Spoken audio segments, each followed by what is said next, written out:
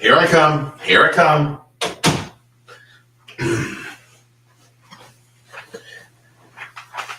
I gotta get the microphone ready. I should have been more prepared, but I was waiting for Sonia to get home.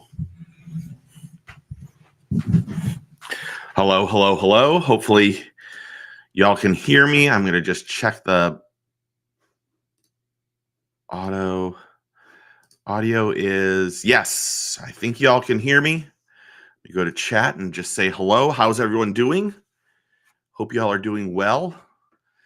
Tonight we're going to talk about, the tournament season started.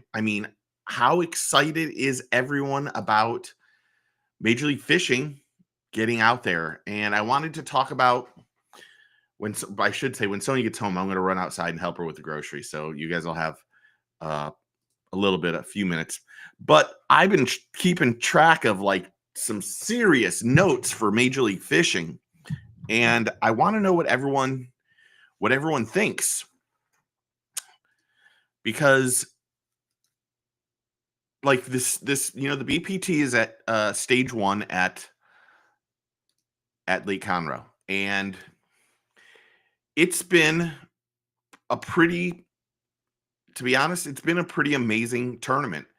The strategy behind who's going to use forward-facing sonar during what period, I felt like was going to be a big play, but it really came into play today more than ever. And I want to know your thoughts. If you missed it, the BPT's on Lake Conroe, and I kind of felt like, let me get to my notes. I kind of felt like it was going to be really important for the anglers to do well in that first period.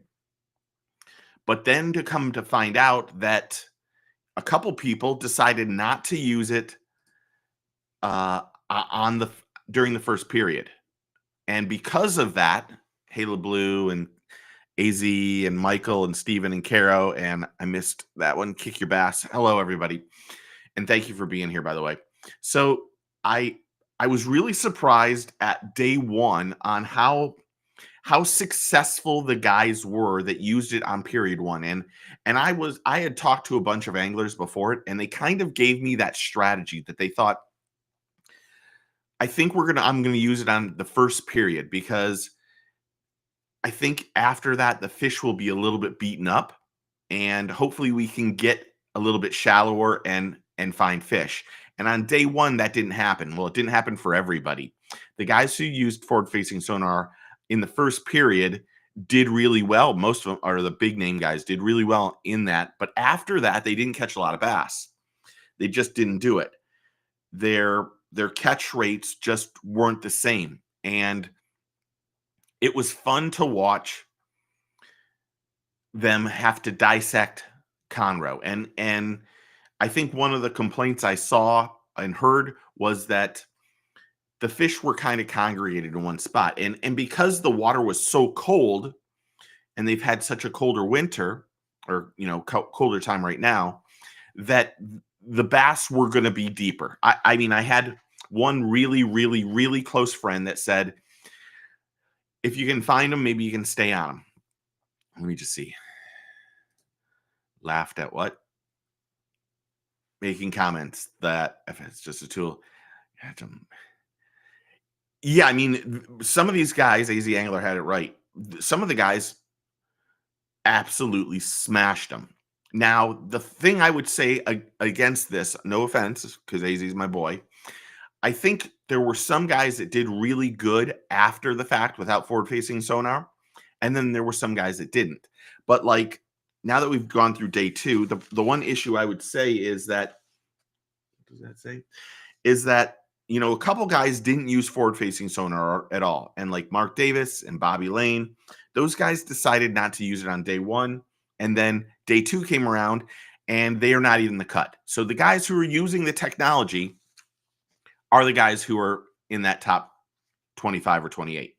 So you guys have to give me 2 minutes, because I want to go help Sonia bring in groceries, and I can see her right there coming in the driveway. So I'll be literally right back. So chat. And if you see 2 dogs, we have a new dog.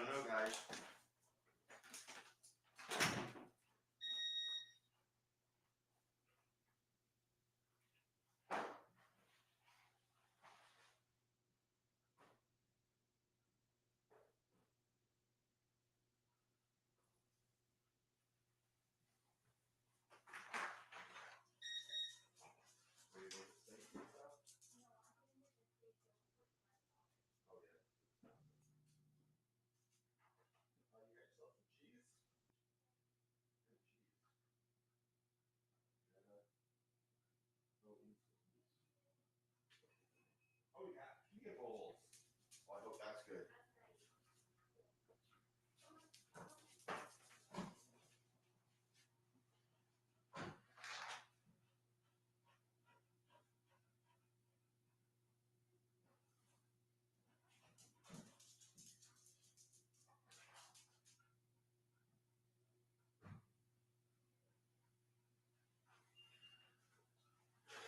I'm coming.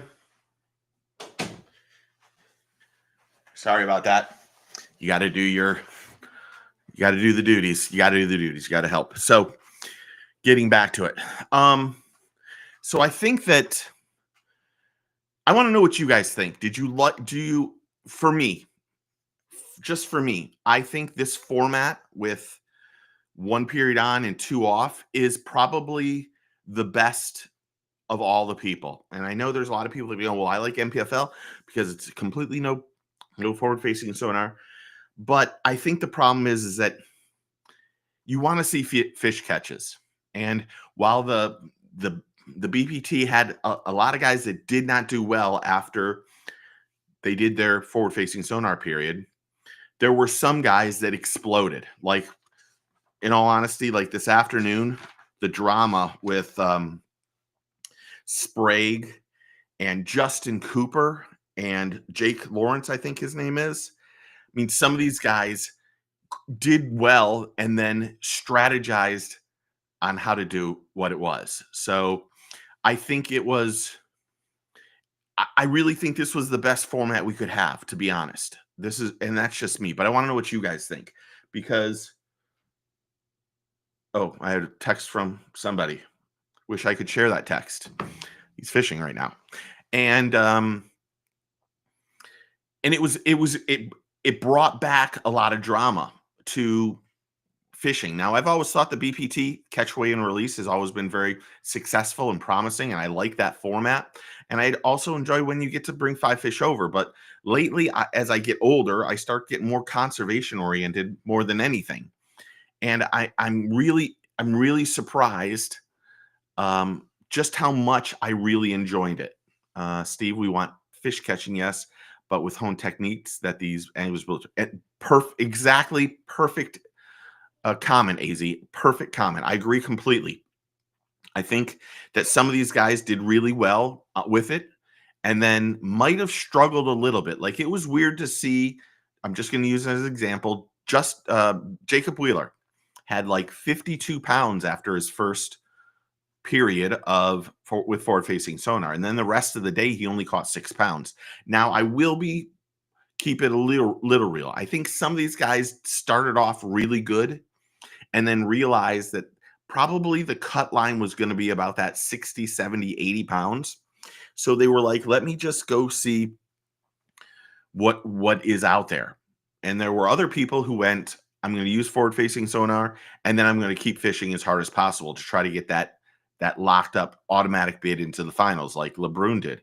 And you have to be, and to be honest, some of the strategies were all over the place. Like, I thought today the strategy that I don't even know who it was. I need to look at my notes.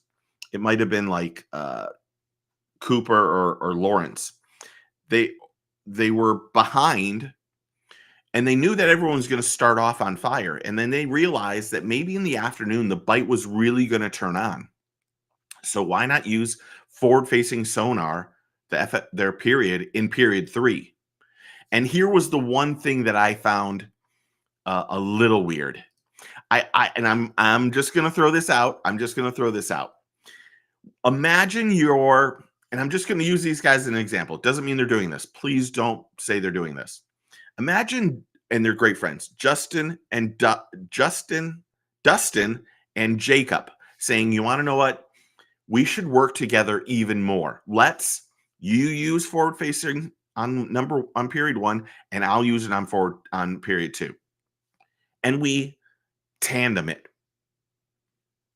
Who's saying that isn't going to happen? Because when you looked at it at the end of the day, or as it went on, one of the things that was a little weird was, I don't know who it was. He was right next to Mark Daniels Jr., MDJ, and he was within maybe 2 casts of him, but he found out that guy was on fire. And the next thing, they're fishing close together.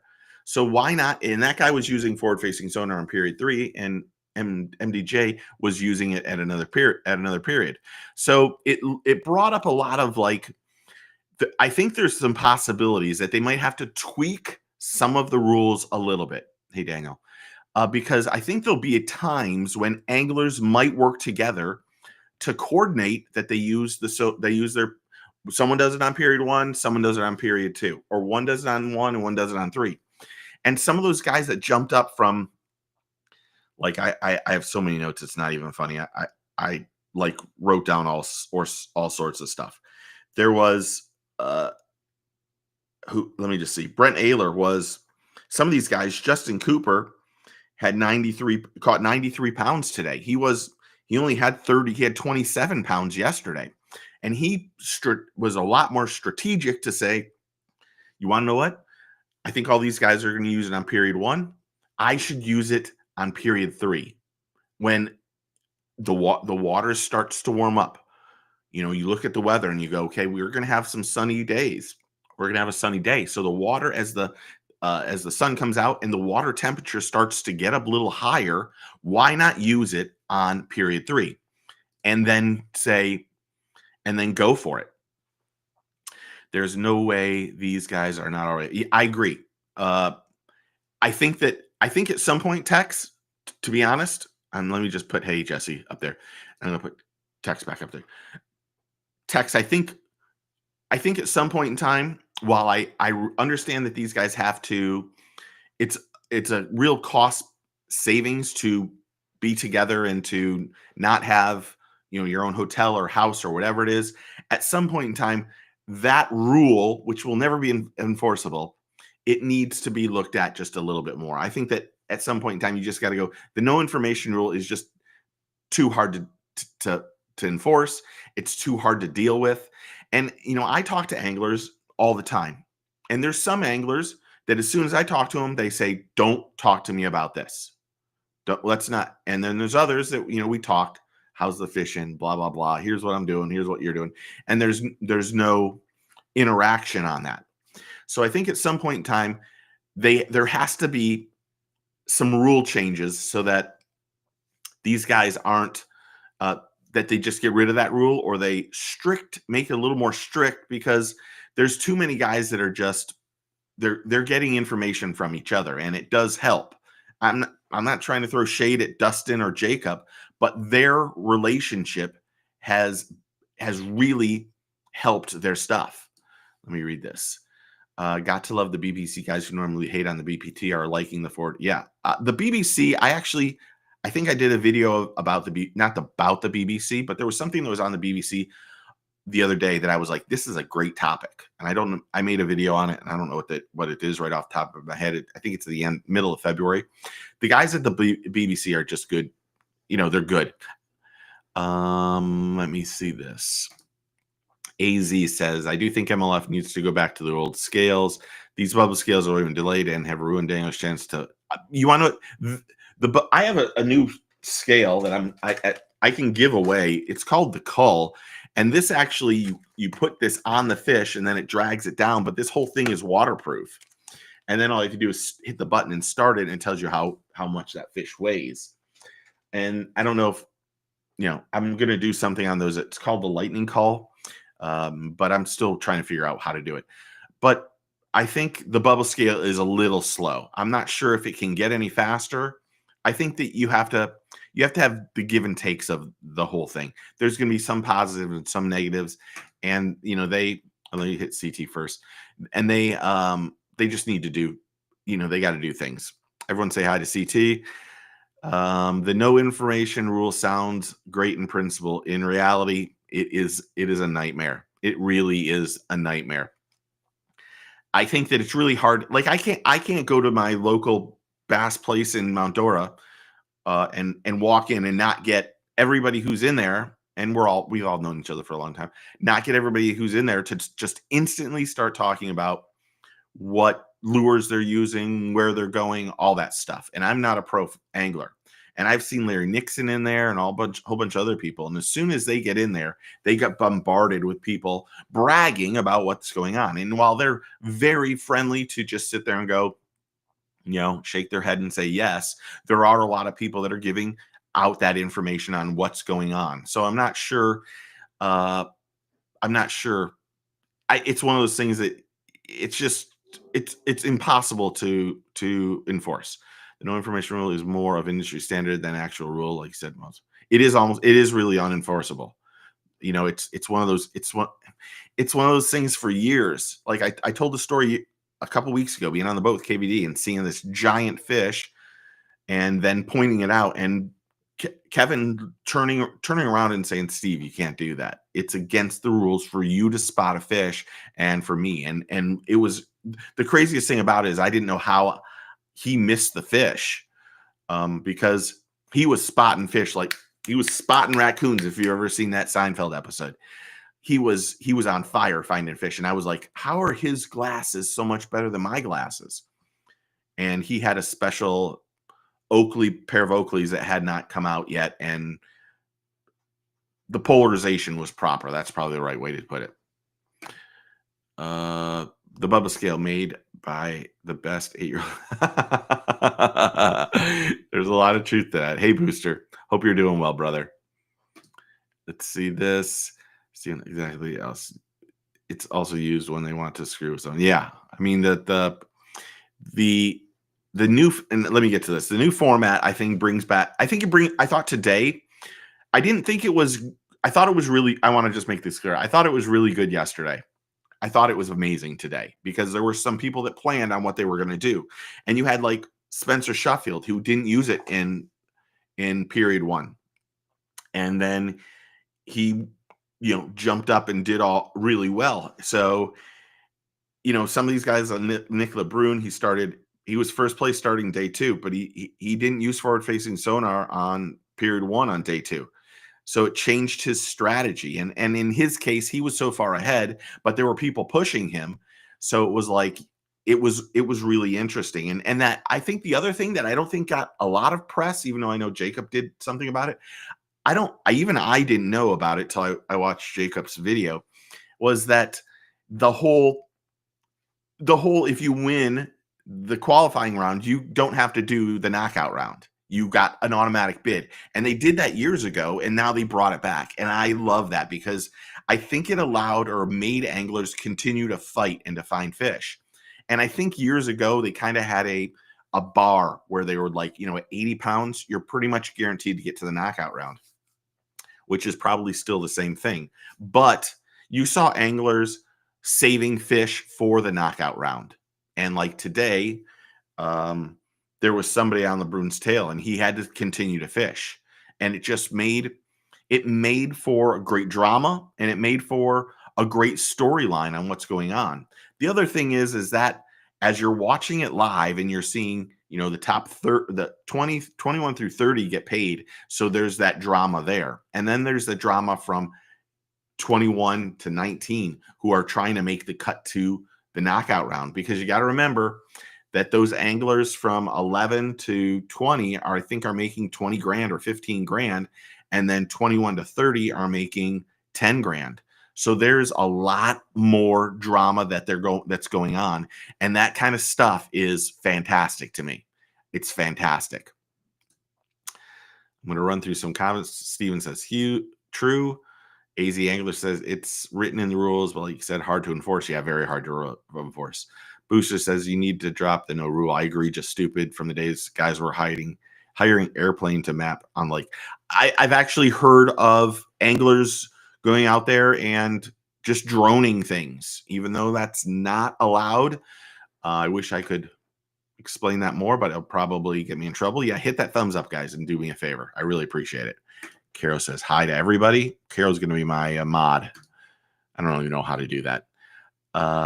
It's night and day when it's on and off. You're right. When the guys had it on, they were on fire. There were a few guys like really did, or maybe it was Taco Ito. I don't know. Takahiro Memorial. I don't even know who was in second place.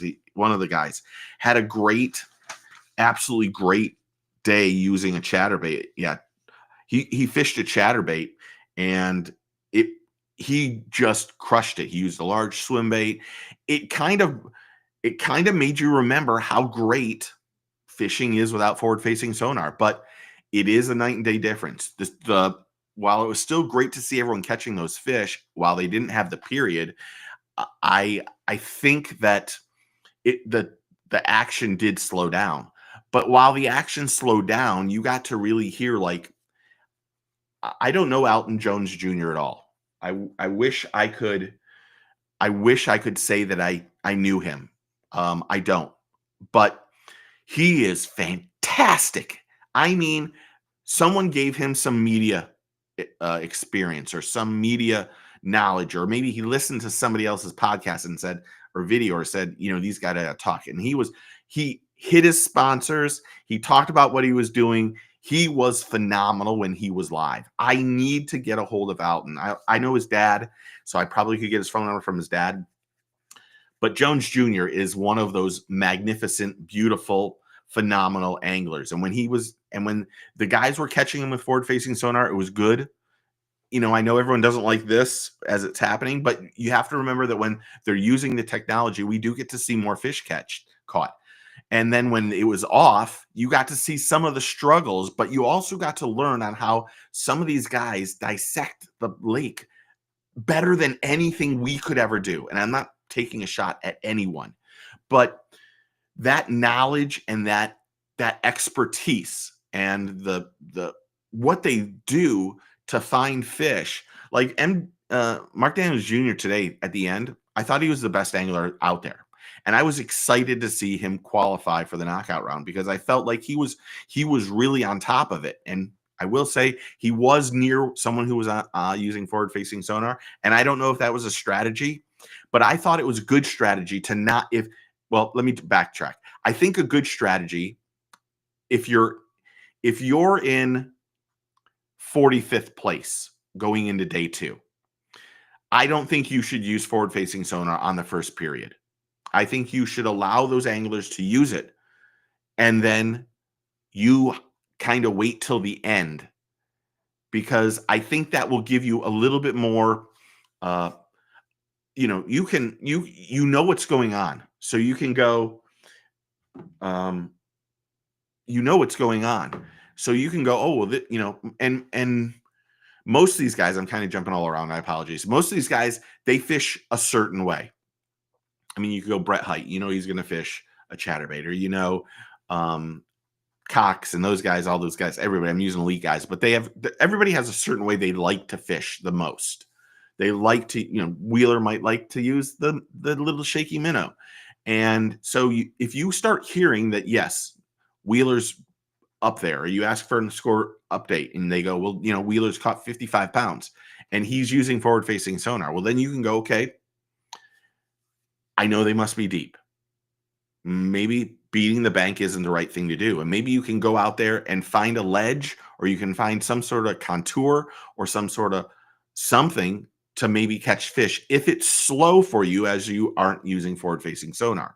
And the new rules I honestly believe they hit a home run. That's the truth. And it's going to be really hard. I know everyone wants to see NPFL, and hopefully they're able to do really well. But, I just think MLF crushed it today. I just do.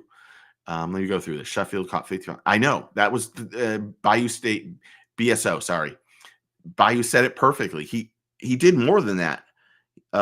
Spencer, and a bunch of people. I'll tell you.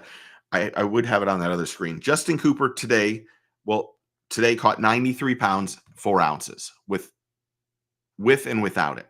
unbelievable day. Jacob Wall caught 65.02. Cole Floyd caught 64.11, and he only had 89.15 before, after day one. Zach Burge really was in a major problem, had caught like 25. He caught 64.13 today. Elton Jones Jr. had caught 50.05. He was at 80.09. Brent Ayler caught 51.07. He was at 79.08. What the heck? Oh, yeah, 79.08 total. So there was, and you want to know, you got to remember that as the water got warmer, the fishing got better. But we saw like in the middle of the afternoon, the fishing went off. If you were using forward-facing sonar, you did good. If you didn't, if you had it, it was great. If you didn't, it was even better. So it was awesome. Great comment, PSO. I liked how the anglers are now engaged with the camera. I think that I'm going to turn on a fan, so hold on. Maybe I'm turning on a fan. There we go. I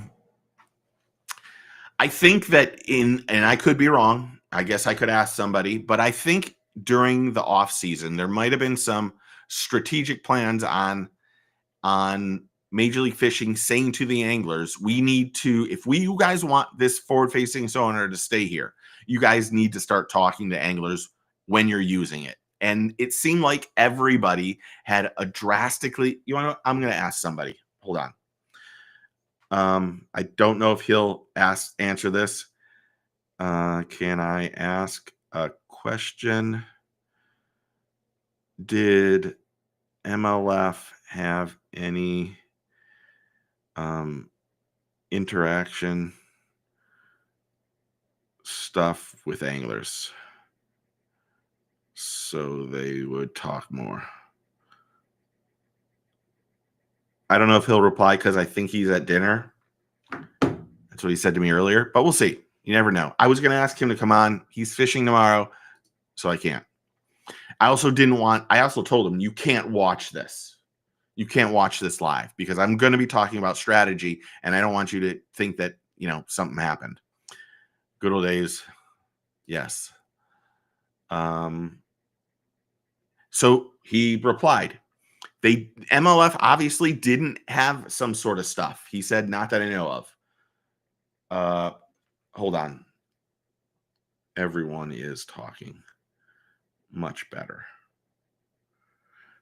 So obviously it didn't, but maybe the anglers realized or heard from some of the complaints that we have had. I think if you're using forward-facing sonar and you're looking down at the whole time and you're actually talking, there's that we can live with that. I think we've always stared at their backs as is. He said probably because most people weren't dialed in with scoping. So if they're at least being more interactive, I think that adds to the greatness of the tournament. And then you have the drama that happens of people who are going to get paid and the people who are going in the knockout round. And then that top spot.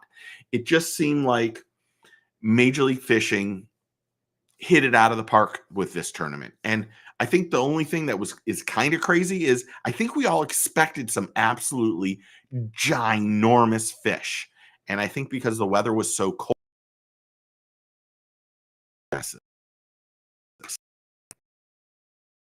Oops, sorry. Why is it not? The BPT made the correct decision. Wheeler can use forward-facing sonar, and he's old school. Jones Jr. used it today in the third period, jump from 20. Exactly. And David, fantastic comment. This is exactly what I'm talking about. I think the strategy of to be strategic and go, look, I should use it at the end where I might struggle at the beginning because it's going to be colder weather and the water's going to be cold. And then as the day went on and the water started warming up just a little bit, you started anglers not going to beat the bank, but you saw them move in where the first day everybody was directly in the middle. There were other people like Amori who found an area that nobody else had and nobody else was fishing. The other thing is that at this point in time in the year, it's really odd for Conroe to have grass. And one of the things they stressed, JT, and I don't know the other guy's name, I apologize, that they started talking about anglers finding grass. And it, like for me here, if you find grass, you find fish. That's what we say down here. But great comment, David. Cerebral, I know what you're talking about. I hope Bassmaster. Well, Lawrence Lopez, I hope they do too. But the problem, well, you want it would be great for, and this is just my opinion. It doesn't mean anything. What would be great for Bassmasters to have 1 day on, 1 day off, 1 day on, 1 day off. Where Bassmasters is behind Major League Fishing is Major League Fishing has marshals in there to make sure people are abiding by the rules, where Bassmaster doesn't get a marshal in every boat. So that's why they probably can't do it. So it would be great, and you got to remember, Lopez LL, that these guys, the amount of money that the tech and the Garmins and the Lawrences and all those people are putting into the industry, into the sport, is detrimental for the anglers and for the organization. So cutting them out, as much as it's great to have NPFL go, we're not going to use it. We're going to cut it out. The problem is they'll never see a technology sponsor probably unless they change it. And the other thing that NPFL has to worry about, well, there's a couple things. First, they don't have a lot of youthful anglers, which I think is going to be an issue. But the second thing is that if they go to those tournaments and they go to those great places and the anglers don't smash it and don't have a lot of big bags, we're going to go, why are we watching this? Like the first year with Major League Fishing, how many people said MLF stood for many little fish? Because they weren't catching any fish. They were trying to catch 1-pounders and just beat them all up. Now there's a little bit more strategy, or now they're using this where they have a weight, it has to be over 108 to get out there. And that has a big influence on the fish that you're targeting. But still, I don't know. We can only hope. Steven says the format for PT is starting to catch on. Time limits, officials, live scoring, and a clear winner. Yeah, I agree, Steven. I think Steven's probably, no offense to anybody else, the greatest commenter of all time. I've learned more from Steven than, did that just bounce? Than anybody. I mean, he's unbelievable.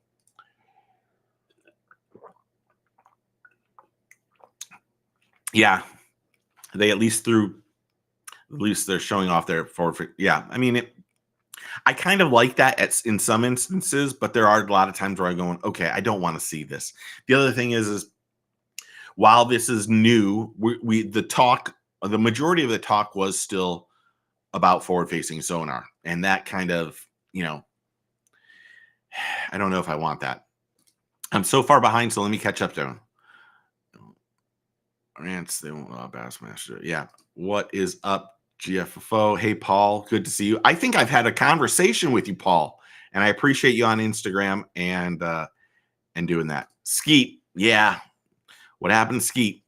I mean, Alton showed off with his new rods. I can tell you that. Next Gen 2 or Next 2. I mean, he was killing it, but Skeet had a bad tournament, and Skeet he doesn't want to use forward-facing sonar. I know that might shock everybody. He doesn't want to use it, and there's a lot of guys that don't. Like, I was surprised because I'm a big Bobby Lane fan, and he's actually a very close friend. And I don't want to throw out names, but Bobby didn't use forward-facing sonar on day one. Neither did Mark Davis. I was surprised on how well they do. Oh, I know what I used. Now that I'm thinking about it, the video I talk about the BBC is about, can an angler win and not use forward-facing sonar versus the field? And this tournament kind of proved that while they might do well and might make a check, they're not in the top 20. And for the Bassmasters, you have Hackney and you have John Cox that have said, I'm not going to use it, not till it gets to the St. Clair River. How are those guys going to do? Do those guys have an opportunity to win an elite trophy when the rest of the field and these young generation of anglers are dialed in with forward-facing sonar? Can they compete against the field? And that's what the video is about. And I got to give credit to the BBC. And I think it was talked about on Luke Duncan's podcast too. I didn't hear that. I just read it on BBC. So don't hold me to that. But I think, let's see, with Bassmaster, cash is king, even if they sell out actual humans. Yes. I wish I could go into that. I hope they get rid of the guys who suck at the end of the year. No more privileges, new blood. I think Lawrence Lopez, I think that's the goal. I think that they thought they were going to do that this year. And then they decided there were a lot of people who left or retired and stuff like that. So it allowed a lot of anglers in. I know that my buddy Bernie Schultz didn't think that he was going to make it into the 2025 Classic or 2025 Elite Series, and he did, and he was really happy. But I think after this year, this will be Bernie's last official year, and maybe he'll do some opens or maybe he'll do something. But it's that you need to continue to get new blood. That's where I see, that's one of the other problems I see with MPFL without a feeder system, or saying, look, the bottom 10 guys are going to have to requalify, or they're going to have to apply again. And if we find someone that we think is better fit for MPFL, then we'll go on. And the MPFL had 3 or 4 guys that had some medical exemptions. So they reopened their application fee for or their application process for new anglers. Let's see this. Yeah, that's MDJ is on my good choice. You can't really say that. That's a good one. BPD cutting 10 more. Yeah, they'll cut down Bayou State Outdoors. They're going to cut down 10. And I'm going to do my video. And I don't know if it's going to be Monday or Tuesday, to be honest. I started doing all my stuff on who's in and who's out. But I can tell you, like, Skeet needs to worry about things because this was a bad tournament for him. And there's a bunch of other anglers that were in that bottom 10, 20 that can't have bad tournaments. They just can't have bad tournaments, because if they do, then they're in trouble. I'm going to try something here. There's an overlay button. Oh, new comments will display over here. Do you guys want it like that? Or is that just too, I'm going to turn that off because now that has me even more confused. Steven said, AZ Angler, yeah, I was going to pick him, went with Boucher and Bobby Lane, and they tanked. Thought their experience would help my fantasy fishing team. Shaking my head. Yeah, I thought Boucher would do well. If you would have asked me, AZ, if Lane was going to do well, I would have told you I didn't think he was going to do well. I hate to say that. I thought Bobby Lane left the BPT for the Elites. Bobby Lane did leave for the Elites. He tried to requalify 3 years ago. The reason why there's 66 anglers instead of 65 is because Bobby won the Red Crest. So he got an exemption for 2 years, but he needs to make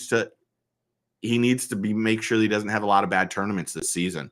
Not that I think he's in the mix. I think he's at like 35 or 37 in my messed up BPT thing. So he needs to make sure he doesn't have any bad tournaments. But like Skeet, I think Skeet is, I think Skeet, he can't have any more bad tournaments. But Bobby came back, yes, last season. Steve, tell everyone how you purchased a $1,500 fart machine. If you want to know, we purchased a $1,500 fart machine.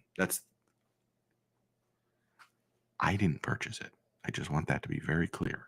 So nobody, if you're listening to this and you know my wife, I did not purchase it. But we got a brand new puppy, and his name was something. I don't even know what his first name was. He is a fluffy French poodle, and this dog rips him. I'm not even joking. I've never, ever, ever, never, ever thought a dog could do what this small little dog can do to clear out a house. It's funny, but not funny. And he rips them, and I have to, I mean, it is a complete true story. We have now sent, Febreze things in every room of this house. So this is my workroom. Thomas's room is here. There's a spare room over here. There's a bathroom over here. And then we have a dining room, open dining room, and an open floor plan kitchen, family room, and then the master bedroom. There's one right out this door. There's one in Thomas's room, the back room, 2 in the kitchen, and 1 in the room. We had 8 of them the other day. We bought 8. And I mean, clear the house. This little puppy crushes it. 7-Eleven was big fish. I think first day was 905. They've had some good fish, but I thought, when I talked to my buddies, they thought a 10-pounder, they thought 2 or 3 10-pounders would be caught this year. I believe the anglers are hearing from the fans, and of course, yeah, I think Stephen, I agree completely. I think a majority of these guys are hearing. I mean, my buddy even said it. He watches this channel a lot. He gets on the treadmill and watches the channel while he's running. And there's a bunch of other professional anglers who watch this, and they critique. If they think I'm wrong, they send me a text telling me I'm wrong, and I apologize. And if they think I'm right, they send me stuff saying, "Hey, great job on this." And I think a lot of them like that I try to be as unbiased as possible, and that's gonna be good. Steven says, "AZ Anglers, how many anglers you got in the top 20? I landed 7 for tomorrow. That's great. Grass equals bass. Facts. Yep, that's true. Well, for me, I know Texas Huntsman, I think you're the same, somewhat like me, other than I think you have probably deeper water. I think you find grass and you find them. I couldn't say that to my buddy. That's the truth, because they're coming down here. Chad is a great announcer. Booster, I agree with you. Chad has a fantastic voice. To keep it real, I think JT Kinney is unreal. I think JT's great. I think he's a lot funnier in real life, and he isn't allowed to kind of go down that road. I wish he would be a little more interactive and funny. But JT, like I had JT years ago on the radio show several times when we were fishing, when he was fishing FLW, and we were doing a live show at the Toho Marina, inside the marina in a freezing weather. He would come in and sit in with us for 35, 40 minutes before he had to leave. And JT is one of those guys that just is unbelievable. He and I have a very good relationship. I did not check yet. You got to check that to tell AZ. I'm sitting 1,786. Oh, because you had 2 guys. That's why. Not sure. Let me read this. I actually started to cheat on Bassmasters. This was the best I've seen in 7 years. Best I've seen in years. I agree. I think the Bassmasters, I think they'll do really well. I think that the problem, though, is there's this whole thing, and I don't know if I'll give credit where credit's due. I don't know if it's a bunch of people that just love what Randy's content is. And I know, man, I took a lot of heat in that video about most disliked person, and that I didn't put in Randy or Ben. But I didn't think of those 2 guys when I'm doing it. And that's the God's honest truth. But I have to scratch my back. But Randy's fans and crowd don't like forward-facing sonar. And my opinion is that Bass didn't make enough changes to their forward-facing sonar stuff. I thought they could have done more. It's kind of hard to do more because, like CT said, cash is king. They're not going to get rid of any of that stuff. So that's the issue. What I learned from the Opens is a Queen's tackle tungsten round ball jig head in a small run. Yes, there's gonna be lots of that, and that's the way. That's the cycle of things right now. I think all competitors should have their own weight, know their own weight during the tourney, and only at the end of the day reveal the standings. So Branch Boudreaux, phenomenal. I couldn't agree with you more. I think one of the things I dislike about Bass the most is how bad those guys sandbag, and they do it on purpose. There is a good shot that when you land a fish, if you've caught enough fish, you know what the weight is. You have a good idea. You can't go from saying a fish is a 4 a pounder and then put it in as a 1/8. It's one of the things that I dislike a lot. I remember years ago when I used to really, really watch MPFL those first couple of years, I know that the announcers Fat Cat and Luke would call out the guys and say, look, that is a 3 or 4 pounder. That is not a 1 pounder. That's not. I know he put it in there. And they would get on top of those guys after the tournament to be more honest. And I appreciated that. Cerebral, what's up, my brothers? I think someone's trying to call me that should not be calling me at this point in time. So let me just send him a message to say, don't watch this. So like I said, I think Major League Fishing did a great job. That's just me. I hope that you guys think the same thing. I think that is, I just think they killed it. Let me just go through these. Bassman, how are you? Bassman, anytime, buddy. Let me look at this one. Lawrence Lopez says, what a breath of fresh air. No, Marty. I don't know Marty. I was not a Marty fan. I think he's a great angler, but I thought there were too many times that, and this is just my opinion, I thought he took too many shots at the elites during broadcasts, and I think that's probably what might have been some of his downfall. I can't believe Skeet had a commercial one. Yeah, he's paying for it.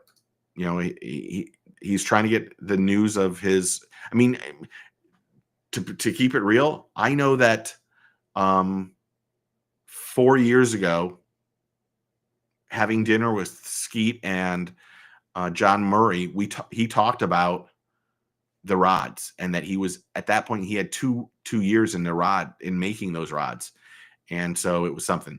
And the best part of the day was Mark Daniels Jr. and Jesper last minute trying to get in, and Mark pulled it out. Must see TV stuff. MLF. Mr. Gambit 2000, thumbs up.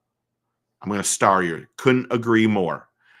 The drama at the end of the day with people going in and not getting in and stuff, that is where it really gets fun. And like I said, it was fun to see the guys trying to get into that cut for the payment to get paid. And then it was exciting to see the guys get cut to go into the knockout round. And then it was exciting to see the guys who were going to possibly make that first place and go to things. So there were 3 drama things happening all at once. And Chad and JT, which I have to write down his name or else I'll forget it, and I don't mean it disrespectfully.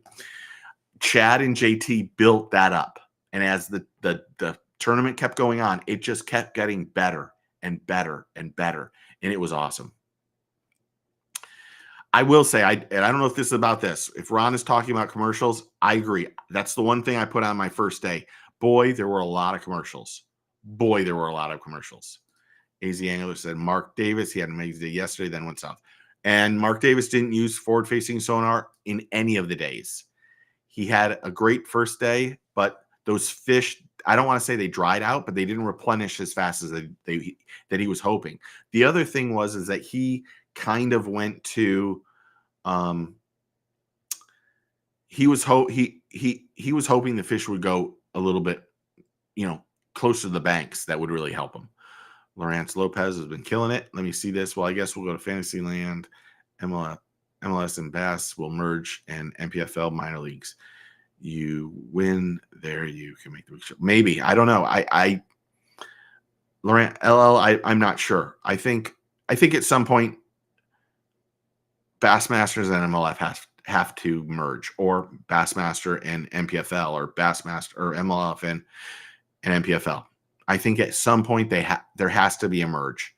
And I put that. I don't know if did that video go live. There's a team trail too that we talked about, just hinted at last week, and there's a team trail coming out. And while the guys at the team trail took a lot of heat because everyone's like, why do we need another tournament?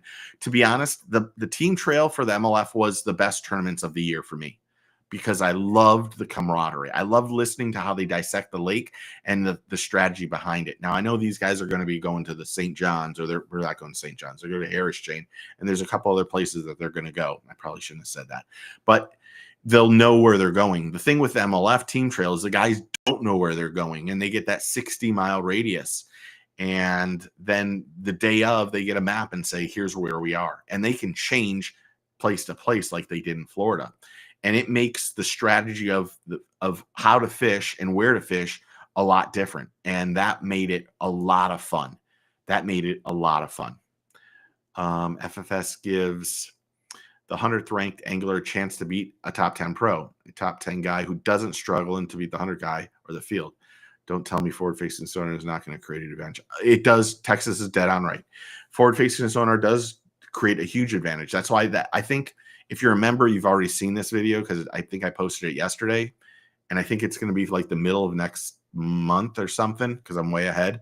But one of the questions I ask everybody is, can a guy that doesn't use forward-facing sonar, can he compete against the field? Can Greg Hackney, who's saying I might not use forward-facing sonar, and I know John Cox isn't going to use it, can those guys actually win a tournament against 102 guys who are going to use forward-facing sonar? And the rookies from last year are great anglers with forward-facing sonar, and the 10 anglers that are coming in, or 9 anglers that are coming in this year that are rookies, are absolutely ridiculous at it. So do those guys have a chance to compete against the guys who aren't using it?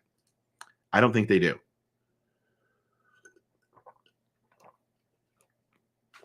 I didn't know that, Paul. That's a surprise. Becker's phenomenal with forward-facing sonar. I think like if you, I'm going to open my horrible Gatorade. I think the shock, even though Zach, I think, made it into the cut line or the whatever it is, I was really surprised to see some of the guys who are always do really well struggled yesterday and then had to make a change. And some of them did well, but like Zach Burge yesterday, I didn't think he had a chance to qualify to make it to the cut or make a check. He did not have a good day one. Some of these guys, the strategy behind when to use the forward-facing sonar, I think, is the most intriguing part of what this year is going to be. And I think that it's going to continue to change as it go on. Abe, I should say, we did change the dog's diet. So if I'm going to be completely honest, we changed the dog diet to a more sensitive stomach diet with Science Diet or something like that. I don't know the name brand. I think it's Science Diet. And we thought that was going to help. And I'm going to be real honest.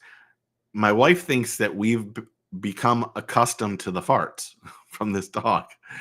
And because there was like 2 or 3 days we were like, holy cow, it's not bad. Oh boy, it turned up. It turned up. I mean, it turned up.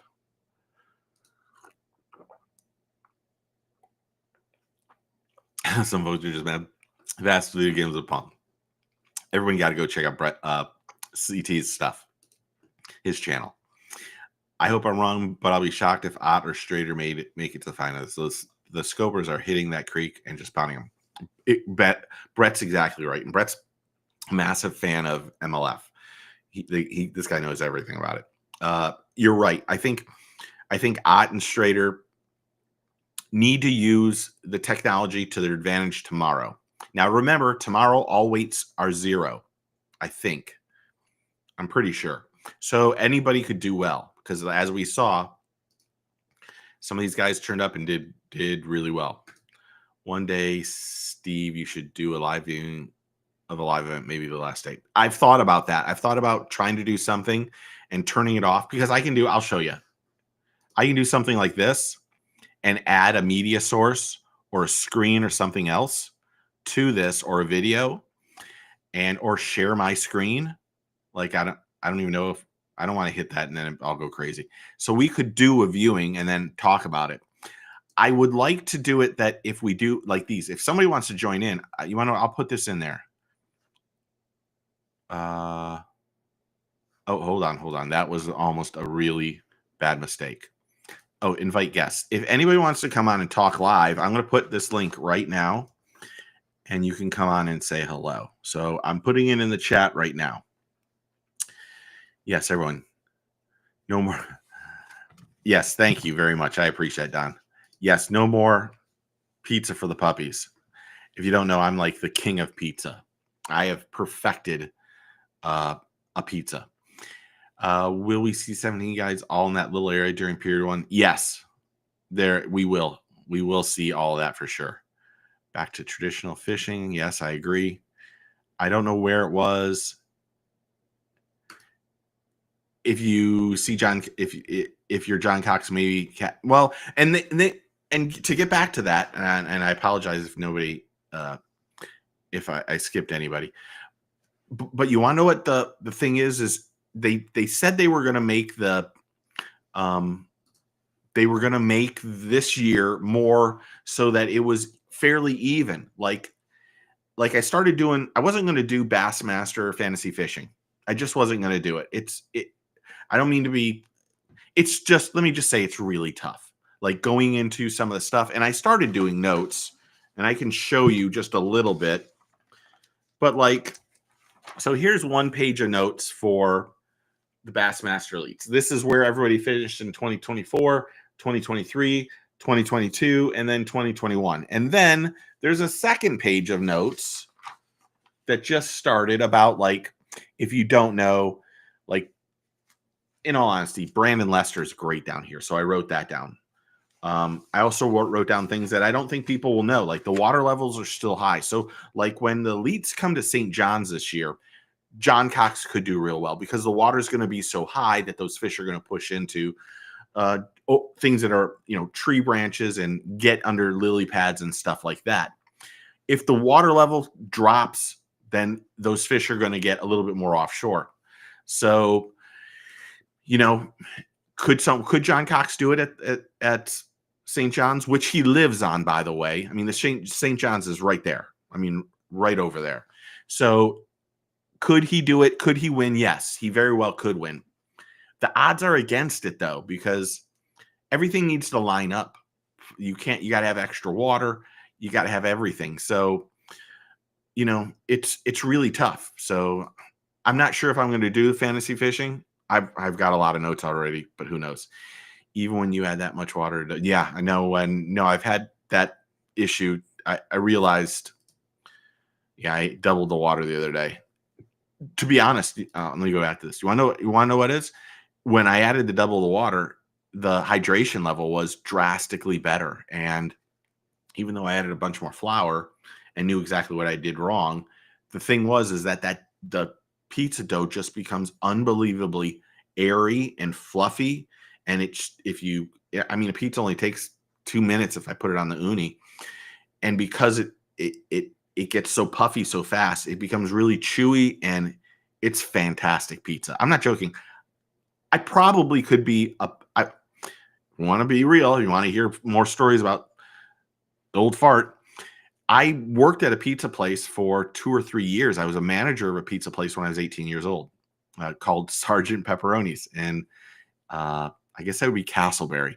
And I learned a little bit, but then I also learned recently, because my buddy who owns that Italian restaurant in Texas, Chef Bob, who I used to do those fishing things with, Bob created an Italian restaurant, and he gave me his formula on how to do a poolish and what I needed to do. And the dough takes me 3 days to make. And Brett, thank you for doing that. But I really love it. Hey, Squawk, I usually see you over on another channel. What's up? You've been since the deep freeze. Oh yeah. I don't know. Squawk is on here all the time. They're amazing. I think MLF was hoping the water in Conroe would be warmer and the fish would be shallower, not offshore like they are now. Brett, you nailed it. I think that's what they had hoped. The problem is they can't have a tournament. You can't have tournaments in January and February.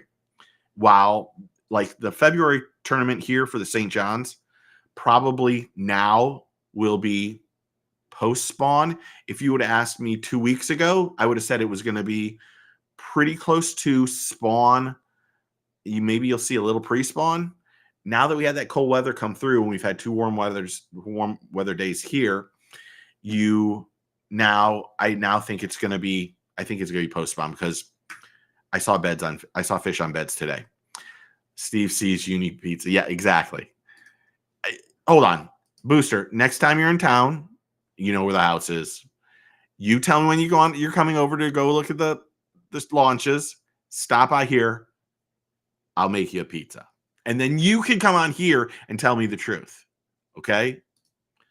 Is it still considered winter? So there's still, I guess we consider it winter. It's not winter here anymore. It's warm here. It's warm here. Did anyone else see where Connell's fish were caught on beds according to the fish catch tracker? Oh, I didn't know that. That's kind of crazy. I thought that the water was too cold, because you may got to remember that bass want to spawn in like that. I think it's like 60, 65 degree stuff. If you didn't wear water boots at the pizza place, okay, you're right. What's up, boys? Let's go fishing. Chris, yeah. Eat squawk. I'm dealing with a lot of crap and health stuff. I'll let CT sell you later. Okay, yeah, do that. Hi Marshall. The Conroe tournament Thursday and Friday yesterday and today I think was very good format. Yeah, Chris, it was. I think that's what we've been talking about majority. I think the Major League Fishing nailed it. I think the changes that they made, and let me just say, I dislike all the changes MLF has made over the years. They've had 2 years in a row where we haven't had drastic changes. This kind of was a drastic change. However, this was the best in my opinion. This was the best change out of everybody. That's just me. I think this makes you happy if you're a scoper, and it makes you happy if you're a bank beater. And it made all the people who are watching the BPT do real well. I know yesterday they had issues with the tournament not being live, and on Rumble, which nobody goes to Rumble to watch, they had a lot of people watching. I mean, a lot of people. It was kind of crazy. The hand pink waving. I don't know what that means. Harris chain should be pre-spawn and post, shouldn't it? I think it's going to be post-spawn. That's just me. I think the weather that we've had down here the last couple days, if we don't get any more cold weather, that water is going to warm up. I know the frog pond warmed up 4 degrees in 2 days. So I saw bass on beds today. And I know down south in Okeechobee, I was hearing from my buddy that has that fishing channel. I don't know the name of it right off the top of my head. And he was telling me that the fish were already spawning in December, but that we had that cold snap come through. Yeah. Eat squawk. Make sure you're happy and healthy. Yeah. We only get one life. So take care of yourself, please. I saw one fish that was allegedly caught on a bed on day one. Forgot who caught it. Yeah. I think that there might be fish starting to push up on Conroe, but I know people are telling me that Texas had like inches of snow, and that's crazy. Eat Squawk said, I think we need a pizza pub that shows fishing while I get your pie on. Exactly. I'll make one. Hey, Steve, I will send you the picture of my fishing date. Hey, Steve, text them to me. I think you have my phone number, don't you? If you don't, hold on. Hold on. Yeah.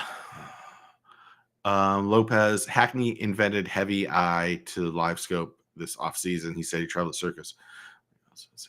Yeah, I think, and I read on the BBC that Greg Hackney was thinking about not using forward-facing sonar until he got to St. Clair. And if that's the case, we're going to see how he fares against the whole group that is using it.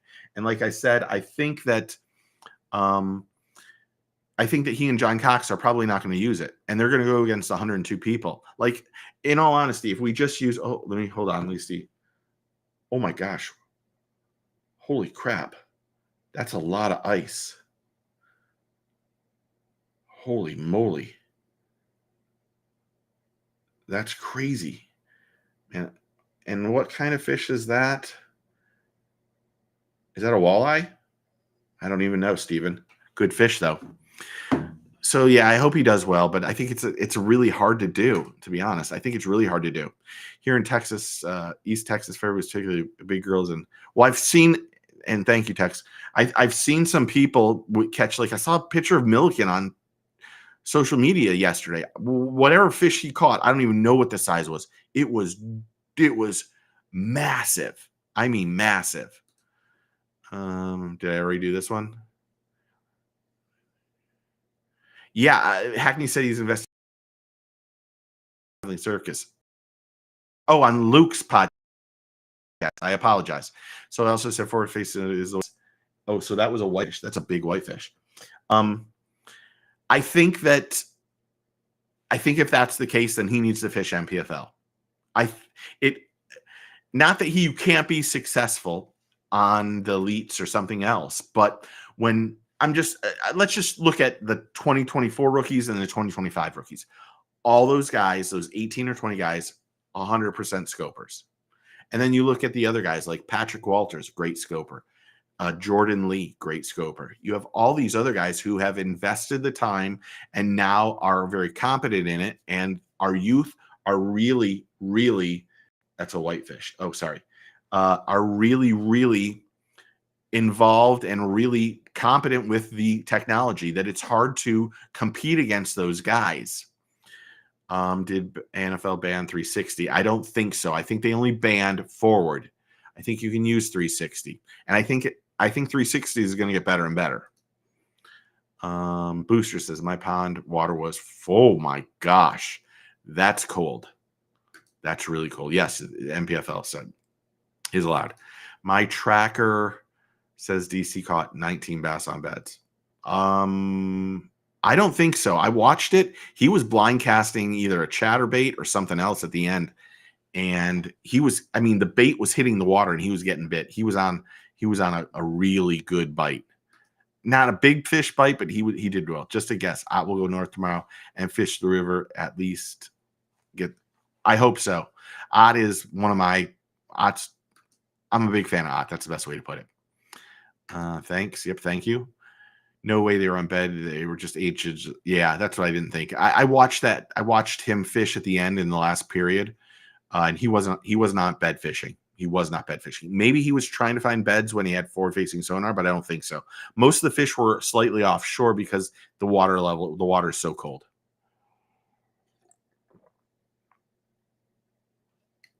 That's awesome. Scott says counter will be 74 and close to 80 on Sunday. Those fish will move up. So the guys probably are if they were, I'm not saying they're stupid. If they were smart, they'd use forward-facing sonar during the first period and then let that water warm up and then attack those fish that are going to start to move up. Because I saw someone that said, and it might have been LeBrun that said, for every one fish that he caught, he was seeing 25 in a school. So, yeah, who knows? That's all right, Booster. Brett. Let me read this. What are your thoughts on what period the anglers picked to use forward facing? So sorry, Curtis. It's all right, big guy bass fishing. I love the handle. I think there's a lot of, I said this earlier, I think there's a lot of strategy on when to use it. I thought that strategy today, that if you were not making the cut or you weren't making the check, I actually thought some of the guys that used it in period 2 and 3 made a better decision than the anglers in the first period, because what they were doing is they were using in the first period and they were beating up those fish, and then they weren't able to find a lot of fish. Like Wheeler, he made the cut or came in 8th or 9th or 10th or whatever it is. But he struggled on day 1 after they took away forward-facing sonar because he went from 52 to 58 pounds. And now he might have been saving fish. I know that is a possibility. But having that automatic bid to go directly to the finals and automatically get you whatever, 30 grand or whatever it is, 25 grand or whatever it is, if you can get that, you take it. That's just it. You need to take it. So I think some of them strategize better than others, but I think there's still a lot of learning that's going to go on with it. I hope that answers the question. Lake Fork is running 58 to 60 right now. Yeah, if Lake Fork is 58 to 62, they're probably really close to spawn, which is good. They're not at beds and counter only. Thank you, Steven. I appreciate that. I tried. I simply can't watch scoping tournaments. Sorry, I tried AC me. I understand that. I think there's a lot of AC, to be honest, there's a lot of people that feel the exact same way. But when they only use it period, and then the other 2 periods they have to use traditional fishing, it really, quite honestly, it was phenomenal today. And that's not me just hyping up anything, because I'll be dead honest with you with that. I thought they did a great job. I thought it was great. It will take 2 weeks of 75 to get the water to 60 degrees. Oh, well, hopefully they can get it. Yeah, only came at 3 degrees. Let me see. Brett says AJ Elton Jones Jr. He was used for face on period 3. Yeah, well, in the case of this weekend, the fish, the fish were going to be deeper at the beginning of the day. And as like today happened, the water warmed up just a tinge, and you could see people just a little bit closer to the bank than they were yesterday. Like yesterday, they were in the middle of the creeks and stuff like that.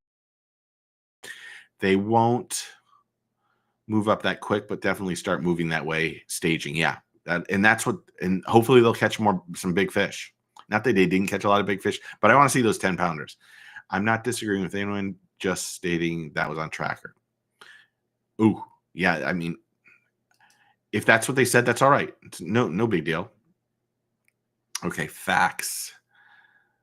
And the nighttime temps are still in the upper 40s. Okay. Yeah. Just a little beef. MLS should get the clock and time right. Yes. It's not Central Standard Time. Yeah, I think yesterday, Brett and I talked or texted yesterday.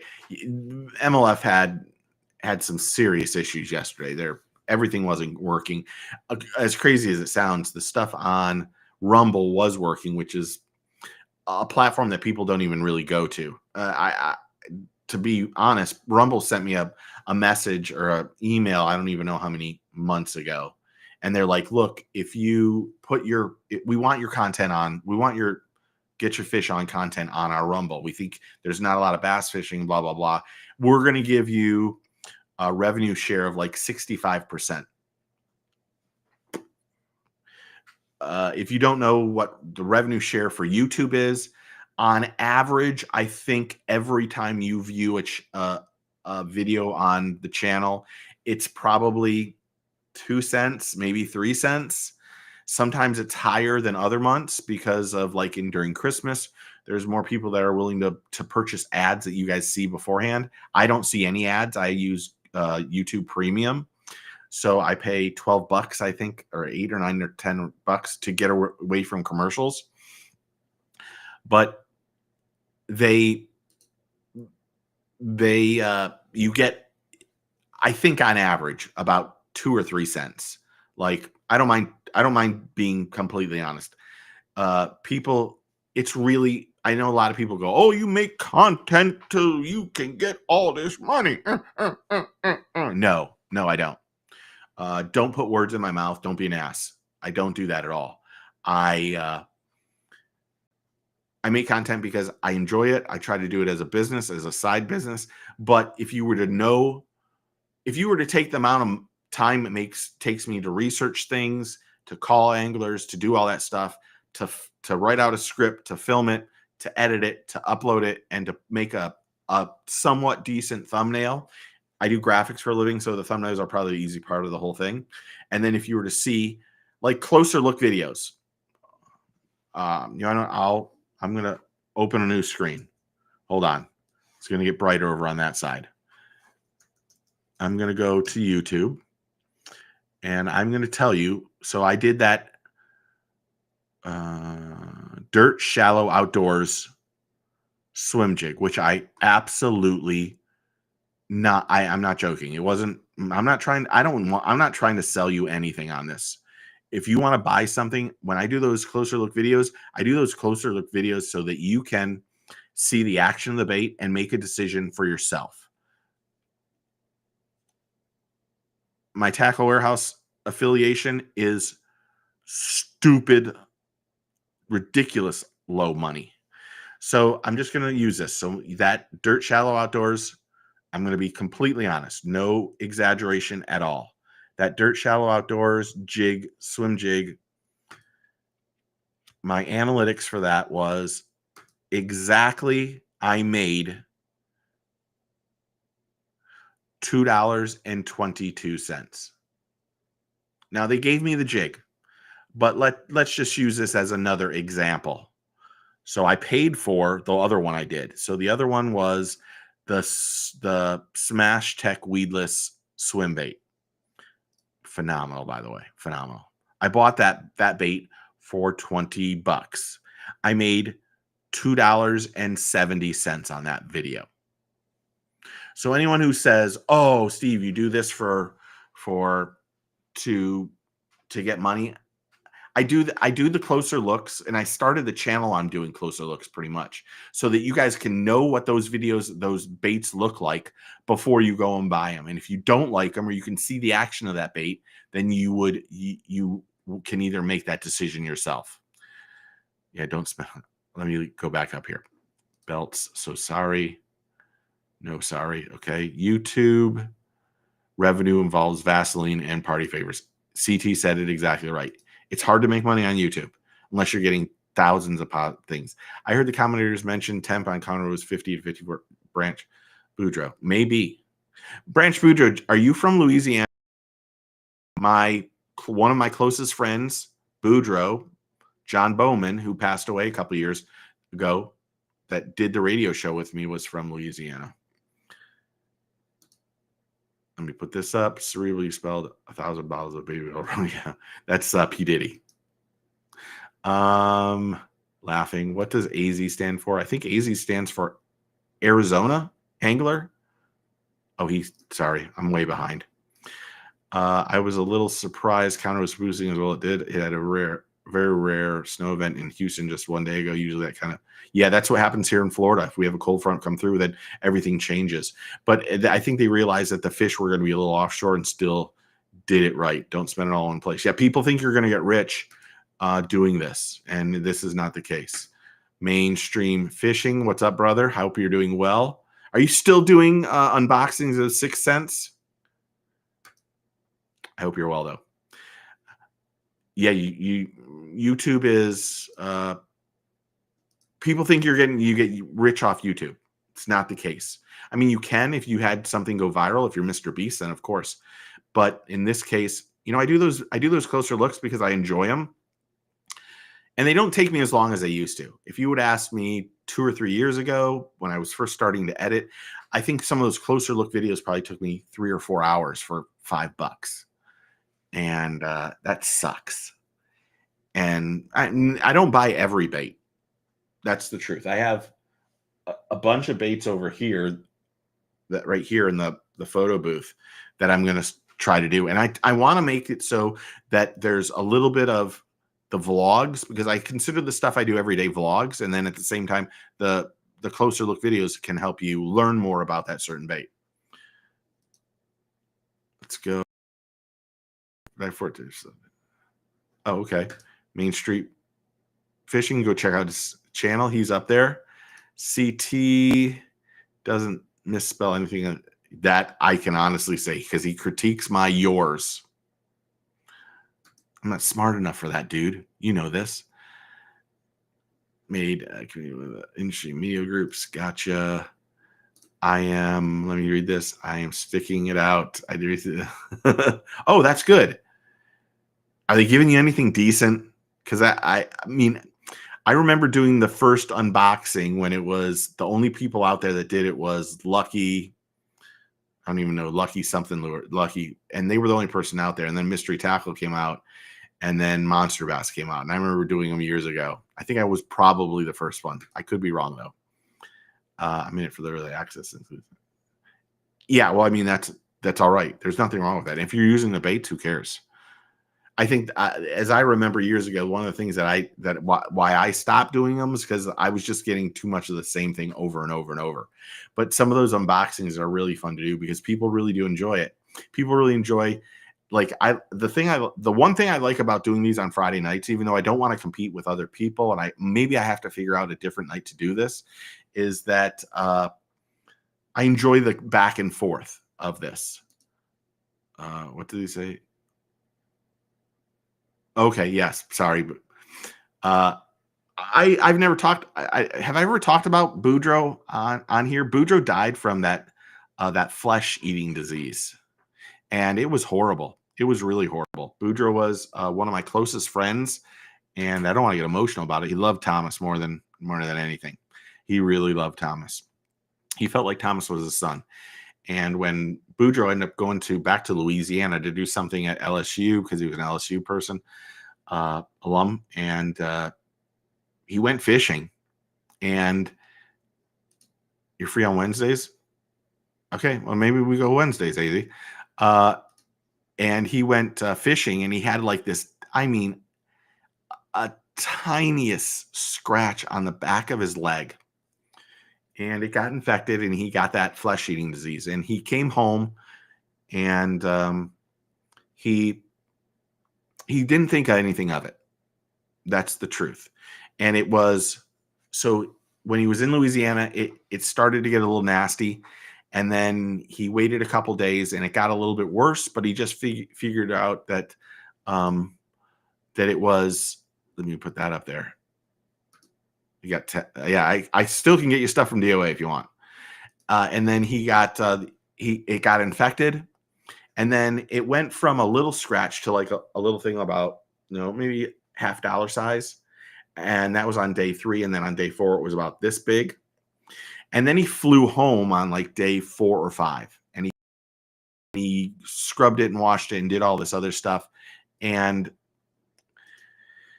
it got worse. And then he was like, it got worse over a couple days. And I might have my days a little bit wrong, and I apologize because it's been a couple of years. But he decided he was going to go in a couple of days later once he got home. And when he got home, it got into like his calf. And so he decided the next morning, I'm going to go to the ER room. And by the next morning, it got to his knee. And while he was in the hospital waiting for to get in, it spread all the way up into his groin in over like 2 hours. So they admitted him, and they had to take pretty much everything off his leg. And they had said, you're never going to walk again. You're never going to walk again. And he was really sick for a few days, and they did 3 surgeries to get all of it off. And it actually went into his privates, into that pelvis, hopefully some. And it was really scary. And I remember he had a week of where he felt like, I probably won't be able to walk anymore, but I can get all the graft surgery and muscle surgery and all that stuff redone, and maybe it can work. And he was one of those people that, while lazy at a lot of things, if he had a motivation to do something, he would do it. And then we had a swimming tournament on Saturday, and Saturday after the swim meet, or during the swim meet, he must have called me like 30 times.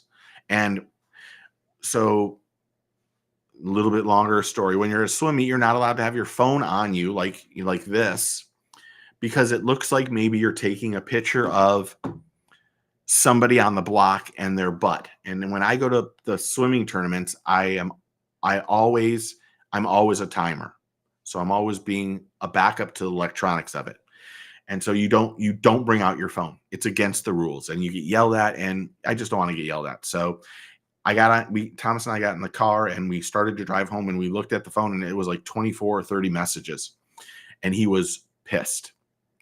And we called him, and he instantly said, I want to just talk to Thomas.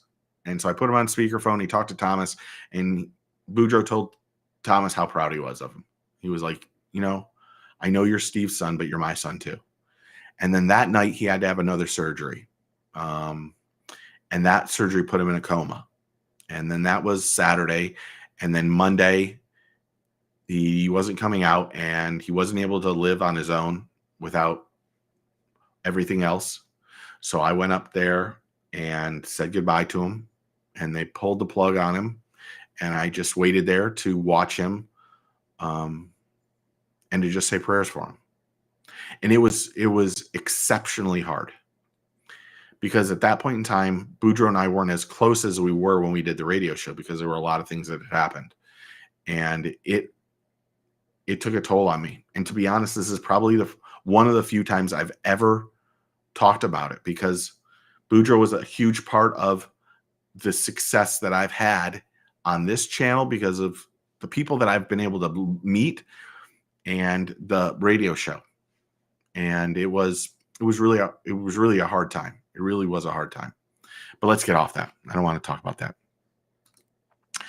So I think I can honestly say, I think a majority of people are really enjoy the BPT format. I think they enjoyed what's going on, which is great. So I'm really happy to see that. I think we have a tournament coming up for NPFL. So hopefully we'll see NPFLs like next week or the week after. I think we have an elite tournament in February 20th through 23rd, which we'll see how that goes. I think, like I said, I think BPT hit it out of the park, and it was, I think it was awesome. Steve, are you going to come see us at the Invitationals at Toho in a couple weeks? I am definitely coming. If you don't have if you want to text me, Steve, my email is ffrsteve@gmail.com. Text me. I'll give you my phone number. And if you're out there, let's say hello. Or if you want to go to a place, have dinner or something, or lunch or whatever, that's it. I'm actually hoping that I can go down next weekend, or it might be this weekend, next weekend when the kayak series is down there. I'm going to do Toho. I'm going to do Palatka. I'm going to do Harris this year. I haven't done them in a long time. There's many reasons why. Those reasons are now water under the bridge. So I'm looking forward to getting out there and meeting people. I'm not 100% sure I'm going to the Classic. I was asked, if you didn't know this, the guys from Wired to Fish have used my stuff in a lot of their articles recently. So Wired to Fish wants to meet me at the Classic and talk about some stuff. I'm not sure I'm going to the Classic, even though I have a sponsor that said they would pay for the plane flight and the hotel if I show up and kind of sort of work the booth, but I can't do that. Because that means I got to shake people's hands. No. So, it's been, I don't know. I got to figure it out. So, okay. Well, I'm going to wrap this one up. It seems like it's been about an hour and 30 minutes. So I appreciate everyone being on there. Unless someone has a bunch of questions, if you have questions for me, I have no problem answering questions. But if not, we can say goodbye and then try to do this next weekend. There's a good shot next weekend I'm going to have a BPT angler on here. Just a good buddy. Is there anyone you'd like to see me have on here? That's a question I would have for y'all. If there was one person you would like to see me have on here, who would it be? Oh, Booster, you can do that. Do that. Come down. We'll drive together. You know where the house is, man. Just come over. You might be surprised. Oh no, you've been to the frog pond since we made that thing. Yeah. Sunset launch will be clear. How do you fish a jerkbait, Hunter? Oh God, that's a loaded question. I know how. Hunter, I would say probably the best thing to do. I might not be the best person to tell you how to fish a jerkbait. I fish a jerkbait incredibly slow. But I think there's go look up. There's a couple guys go look up. Maybe it's Bass Fishing HQ or Tactical Bassin. Look up Tactical Bassin. Anything he says, I agree with 100%. Read this. Stage 2 on Harris chain. I actually had to request a media badge, I think. I hope the weather will be good. Lucas or Ott. I like Lucas. No offense. AZ, you should know that by now. Randy Blockett, the sleeping ape, laughing out loud. Randy got a lot of heat in that video. A lot of heat. Way too much. Love to step this. You want to? I don't know the Tactical Bassing guys. I will reach out to. You want to? Oh, I know why you said Randy Blockett. Let me just say, Sleepy Ape. Randy's coming on. You don't have to worry about that. I don't know Randy personally. I've only associated with him through Instagram. I sent him a message last week. He said yes. He has to work some stuff out with his wife to watch the kids. I said, great. We can do that. You'd love to see Ott. I can get Ott. The first one, though, is not going to be Ott.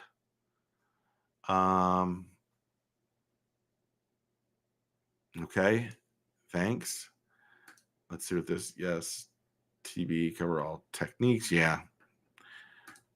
Can I get Ken Duke on? I can get Ken Duke on. I could probably get him on right now, to be honest. Scott,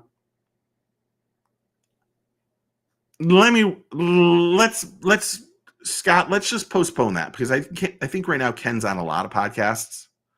and he's got his own. And I'm not sure having him on right now would be the best. Spencer Sheffield, I agree. I need to get to know that guy. Ricky, I agree with you completely. I'm going to text, well, not now. I'll text Joseph with Major League Fishing tomorrow asking for Spencer's stuff. Say what you like, but Randy will be a great guy. Now, I want to be 100%. I would say this to Randy. If Randy's on here, I will be polite and respectful to him, but I will have some questions that he probably has never been asked. And that's not a negative or anything against anybody, but it won't be like a puff piece, because I have questions that I would like answered. And I have no problem admitting I don't watch a lot of Randy's stuff. Probably once or twice a week, somebody will text me and say, "Did you watch this?" I go watch it. I really respect the shit out of Randy's commitment to what he says about forward-facing sonar and how much he puts into that channel. I know he doesn't do any editing in his thumbnails. He doesn't do that extra stuff, but he doesn't have to. And Randy has grown. Like in the beginning of the year to now, Randy's grew 3,000 or 4,000 subscribers in a month. That's unbelievable. I mean, 250, 300, 400, 500, and I'm mind blown. That's the God's honest truth. 3,000, 4,000? Shut up. That would be amazing. Yeah, Jacob Wall is amazing. Like Jacob Wall, there's a couple guys on the BPT that are new guys. I'd like to talk to Jacob Wall, Cole Floyd, and Justin Cooper. I tried to reach out to Zach Burge. Nothing at all. I'll reach out to Elton Jones and get Elton Jones Jr. stuff, but I'm going to get them for sure. I'm not always a Randy fan, but I think he is honest. He'll answer anything. I respect that. I try to respond to everything or will answer almost anything, but there are times that, like, I had someone the other day ask me a question, a direct question on text, and it was about an angler. And I said, I know what you would like to hear, but I'm not going to be able to tell you this, only because I don't want to hurt that angler's reputation. Tony Christian, no, I won't have him on. I did that video like 2.5 months ago about him cheating. I won't have him on. It would be interesting too. I've actually reached out to 2 people that were cheaters, and there's a video on that I just did about some Crappie Masters cheaters, and you're gonna see an odd edit in it. And it's because I went on, I talked about an incident that happened, and I don't really want to go into it at this point in time, because I think if you did enough research, you could find out exactly who I'm talking about. And I don't want that, even though I don't think this person's an angler. But I heard something that I'm not sure I heard. So in the video, I edit a really weird spot out, and it's hard to imagine, hard to go through. Nick LeBrun, Martin Villa, all great guys. I agree with you. Scott Martin. I don't know if I could get Scott Martin on. Scott, I think I have Scott's phone number. Let me just see. Scott, at one point in time, there was a streaming service called Periscope or something like that. And he and I were on the boat together talking about it. And then the next day he was like a big deal. And I really felt like he should have given me credit for that. Oh, I do have Scott Martin. I do have Scott's phone number, so I could text him. The problem is he doesn't do a lot of stuff. He doesn't do any of that stuff anymore. So he might be a tough one to talk to. You never know, though. Maybe before the Classic, to talk about his Classic stuff, he might be a little, critical of some of the stuff I said. That's one of the other issues. That's why I try to stay as unbiased as possible, because you don't want to make an enemy of someone that you've been a friend with for a long time, just because you open your mouth about something they did stupid. Randy was my first suggestion. Jacob Fouts would be a good one too. I have Casting Not Cheating. Great one. Randy is, like I said, Randy is going to be on here. I don't know when. It could be next week. I doubt it though. Maybe the week after. He's got to work it out with his wife, and we'll go from there. And hopefully everything will do well. Hillary Sue would be a fun guest. She can fish. She can fish. I don't know Hillary at all. I've watched a couple of her videos. I think she's doing really good in college too. I think I saw her on the college series here on the Harris Chain. Randy was who I first thought of. Jacob Fouts would be good too. Yeah, I think I'd like to talk to Jacob Fouts because I have some questions for Jacob Fouts. I think when Jacob Fouts did that video about what was going on with his sponsorship and stuff, to be brutally honest, I actually thought that he canceled himself. There was a lot of people that were talking about it in the industry. So Hunter, I'm trying to do this every Friday night at 8 p.m. That's the goal. I don't know if I'm going to be able to do it every Friday because there are times when we have swim meets and we go away. But if I'm home, I'm going to try to do it. And I'm not going to always do question and answers and give you my opinion on what's going on. This kind of worked out perfect because I really thought MLF did a really great job. So if there's a tournament the week of, I probably do it just us. And then other times I'm going to try to get other people on. Kyle Patrick I can get Kyle Patrick on for sure. Kyle Patrick is a great dude. He watches a lot of videos. So I will reach out to Kyle for sure. I didn't think you'd post the one I deleted because I didn't have autocorrect changes. Oh no, that's all right. I understood. It's all good, man. It's all good. Casting, not catching. I love that handle, to be honest, because that's what we all do.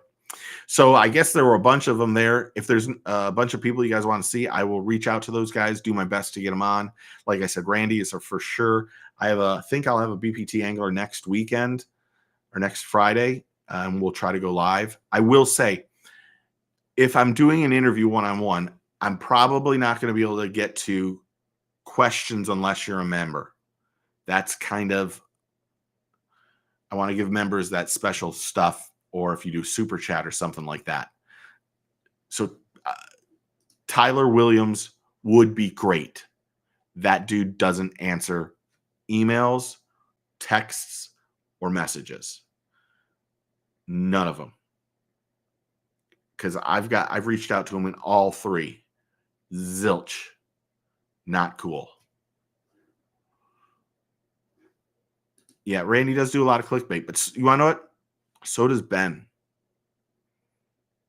I mean, it's unfortunate that you almost have to do that to be successful on YouTube.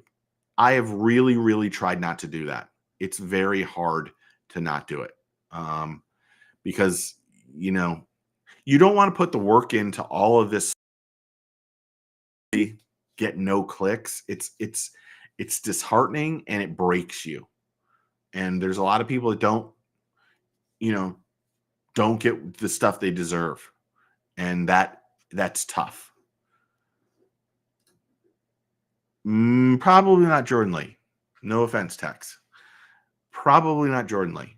I've interviewed Jordan several times, and the interviews that we did, his one-word answers didn't do very good. That's what I had. I got the name because I swear. Oh, yeah. Get Todd Castledine. He loves to talk. I had to call Todd Castledine a few weeks ago. Something was said, and Tyler did the juice. Well, there you go. Did an hour plus today on the Juice podcast. That's awesome. He doesn't respond to shit that I send to him. It's like Dustin. Dustin at one point in time, Cannell promised me he was going to do this, and then he didn't show up. And so after that, I don't ask Dustin anymore. And I don't follow him either. I mean, when I do an interview, the amount of time I put into the research and finding out as much information as possible, it's hours. So what would Swindle say? I think Swindle, oopsie. Well, I think Swindle might say yes. He might not. I don't know. I really don't know. Swindle's really good on interviews. He does really good with a lot of people. You'll need. Yeah, I know. Yeah. Todd, and even our texts are unbelievably long.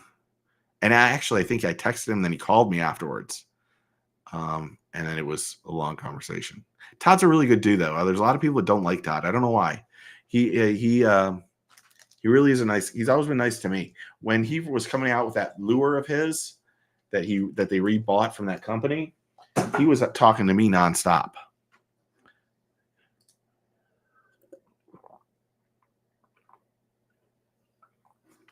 I agree. Skeet would be hard to get. Time difference between California and here. I can try him. He and I have a pretty decent relationship, but we've had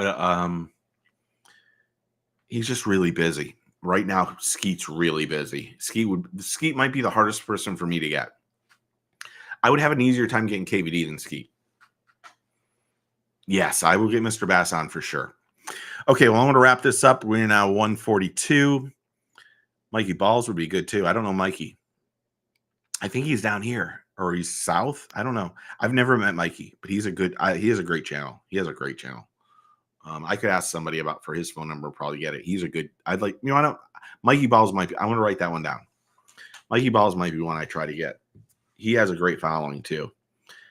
But I don't want to get people that's why I get him on. I want to get him on because we want him on.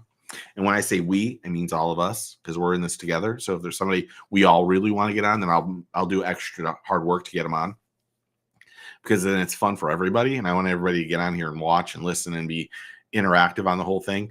So that's what the goal is. So, but like I said, if we're doing interviews, it'll be harder for me to do the comments nonstop. Mikey's in. Oh, okay. I didn't know that's way north of me. So it'll be harder for me to do the stuff. So just remember that. But let me just say, I just really appreciate all you guys. Today was a lot more fun than I would have thought. I really enjoyed this tonight. So thank you guys for being here. And skeet. And thank you. Just thank you. Thank you all the new subscribers and the new members and everybody who's interactive on the channel. There's some really I think there's some decent videos upcoming. Let's see. I will tell you what's upcoming in the members section. Or maybe not. What did I just hit that didn't work? There we go. So next week you have sorry, I'm from Southern Utah. I do know that Florida or not. Yeah, you don't have to worry about it. You don't have to worry about that, man. Don't apologize. I'm the one that apologizes too much. You guys tell me that all the time. It doesn't really bother me though. I'll be honest. So next week we have, of course, we'll have 4 videos. We have that was yesterday, top 25 top 10 storylines. So next week is, we have the Vegas odds for the Bassmaster Classic. I spent a lot of time on that. I should say I had a lot of fun with that thumbnail because if you look at the thumbnail, I put like an odds above everybody, and the odds are completely off. We'll do the next video will be should you go for a world record, top 5 most underrated bass fishing baits, and then a Coosa River update because I thought that was happening. Then we have what happening to the Tour Anglers Association, 1 day, 1 pro, who would it be, the future of bass fishing, angler versus organization, that one just came out. Then we have can you win without technology, and then crappie tournament angler banned for life. And there'll be some other ones too. I think one of those videos next week will get bumped because we'll do who's in or who's out next week too for the BPT because we got to keep up with that. So thank you guys for being on here. I really appreciate all y'all. Thanks for hitting that like it and subscribe button and being part of the team and family because we're a team and we're a family. That's the truth. That's why I say if I can do something to help y'all, I have no problem telling you what my phone number is if I can help you out or if you want to talk about fishing or whatever it is. I will say, just remember, if you get my phone number, it doesn't mean you share my phone number. In all honesty, don't share my shit. I'm pouring water now because, it's a weird world out there right now. it's a weird world. Yeah, I'm trying to come up with as much stuff as possible. Thank you, AZ. Been a great Friday night. Thank you, Carol. You're the best. Quail hunting next weekend. Good luck. Tyler was. Oh, maybe that could be that would be great. I don't know. I'd love to interview him. Doesn't respond to anything. Okay. I hope you guys have a blessed weekend. Go out there and enjoy fishing. More importantly, enjoy the time with your family. If you get that opportunity, tell them that you love them and just get your fish on. Okay. Thanks, guys. Cheers. I'll talk to you guys. I'll talk to you the next Friday at 8 o'clock. Later, guys.